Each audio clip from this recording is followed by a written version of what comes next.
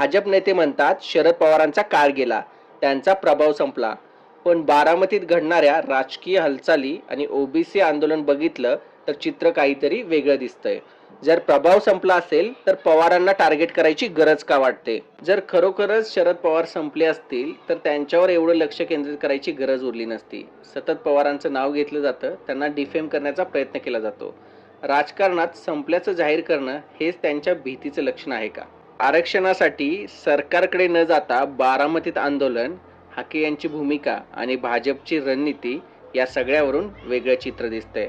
तुमचं मत काय? कमेंटमध्ये नक्की लिहा आणि आमच्या चॅनलला सबस्क्राईब करा. महाराष्ट्रात आरक्षणाच्या राजकारणात शरद पवारांचं नाव कायम चर्चेत राहिलं आहे. 90च्या दशकात जेव्हा मंडल आयोग लागू झाला तेव्हा महाराष्ट्रातील समाज घटकांना त्याचा फायदा मिळवून देण्यासाठी पवारांनी महत्त्वाची भूमिका बजावली. आजही त्याचं क्रेडिट पवारांच्याच नावावर आहे.